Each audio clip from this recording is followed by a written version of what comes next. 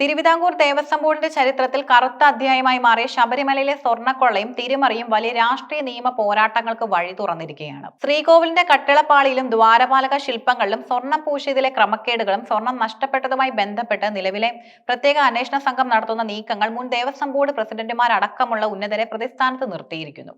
മുൻ president A പത്മകുമാറിനെതിരെയുള്ള പുതിയ തെളിവുകൾ കേസിന്റെ ഗതി നിർണ്ണയിക്കുന്നതിൽ നിർണായകമായിരിക്കുകയാണ്. എന്നിരുന്നാലും ഹൈക്കോടതി പോലും ചൂണ്ടിക്കാട്ടിയ വൻ തോക്കുകളായ സൂത്രധാരന്മാരിൽ അന്വേഷണം എത്തുമോ എന്ന ചോദ്യം ഇപ്പോഴും അവശേഷിക്കുന്നു. ശബരിമലയിലെ സ്വർണം നഷ്ടപ്പെട്ടതുമായി ബന്ധപ്പെട്ട കേസിൽ മുൻ ദേവസ്വം ബോർഡ് പ്രസിഡന്റ് എ പത്മകുമാറിനെതിരെയുള്ള തെളിവുകളാണ് നിലവിൽ SITക്ക് ലഭിച്ചിട്ടുള്ളതിൽ ഏറ്റവും പ്രധാനം. രണ്ട് പ്രധാന കേസുകളിലാണ് അദ്ദേഹത്തെ പ്രതി ചേർത്തിട്ടുള്ളത്. സ്വർണം പൂശുന്നതുമായി ബന്ധപ്പെട്ട ദേവസ്വം ബോർഡ് മിനിറ്റ്സിലെ തിരുത്തലാണ് പത്മകുമാറിന്റെ നേരിട്ടുള്ള ഇടപെടൽ വ്യക്തമാക്കുന്ന ഏറ്റവും ശക്തമായ തെളിവ്. ദേവസ്വം ബോർഡ് അംഗങ്ങൾ ഒപ്പിട്ട് പ്രിന്റ് ചെയ്ത മിനിറ്റ്സ് പ്രകാരം തിരുവാഭരണ കമ്മീഷണറുടെ സാന്നിധ്യത്തിൽ സന്നിധാനത്ത് വെച്ച് മാത്രമേ കട്ടിളപ്പാളിൽ സ്വർണം പൂശാവൂ എന്നായിരുന്നു വ്യവസ്ഥ.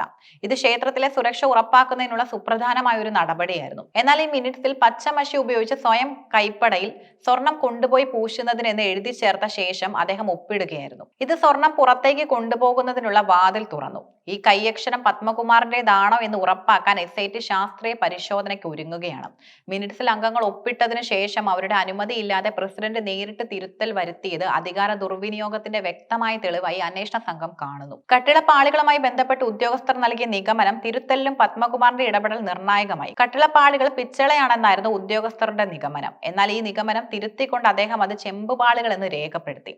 ചെമ്പുപാളികളിലാണ് സ്വർണം പൂശിയതെന്ന വാദമാണ് കേസിൽ പ്രതികൾ ഉന്നയിക്കാൻ ശ്രമിച്ചത്. കട്ടിളപ്പാളികൾ സ്വർണം പൊതിഞ്ഞതാണെന്ന് എക്സിക്യൂട്ടീവ് ഓഫീസർ എഴുതിയ കത്ത് പോലും പത്മകുമാറിന്റെ നിർദ്ദേശപ്രകാരം തിരുത്തപ്പെട്ടുവെന്ന ആരോപണവും നിലവിലുണ്ട്.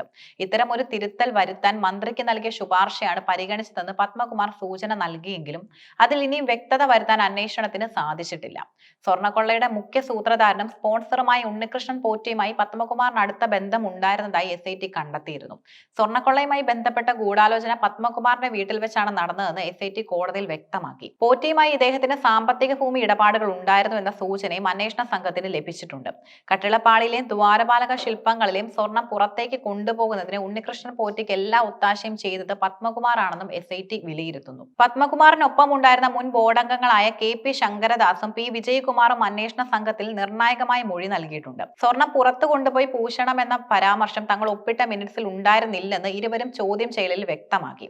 ഇത് പ്രസിഡന്റ് അംഗങ്ങൾ അറിയാതെ നടത്തിയ തിരുത്തലിന് തെളിവായി.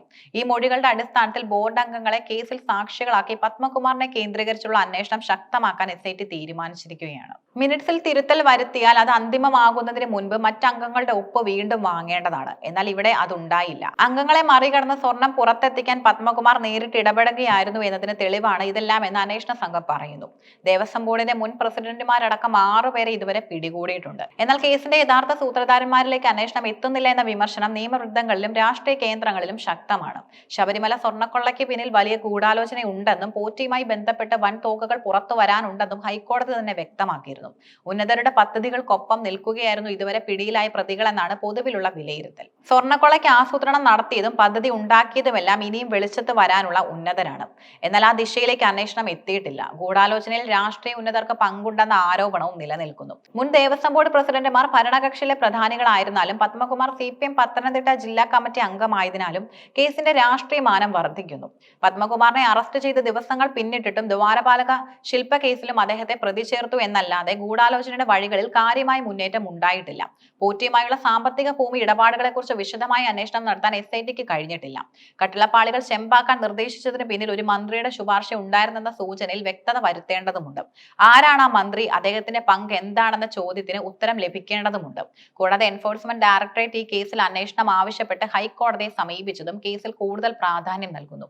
സാമ്പത്തിക ക്രമക്കേടുകളും കള്ളപ്പണം വെളുപ്പിക്കലുമായി ബന്ധപ്പെട്ട കാര്യങ്ങൾ EDയുടെ അന്വേഷണത്തിൽ വന്നാൽ രാഷ്ട്രീയ ഉന്നതരുടെ പങ്ക് കൂടുതൽ വ്യക്തമായേക്കാം. ശബരിമലയിലെ സ്വർണ്ണക്കൊള്ള കേസിൽ ദേവസ്വം ബോർഡ് മുൻ പ്രസിഡന്റുമാരടക്കം പ്രതികളായത് ക്ഷേത്ര വിശ്വാസികളെയും പൊതുസമൂഹത്തെയും ഒരുപോലെ ഞെട്ടിപ്പിച്ചിരിക്കുകയാണ്.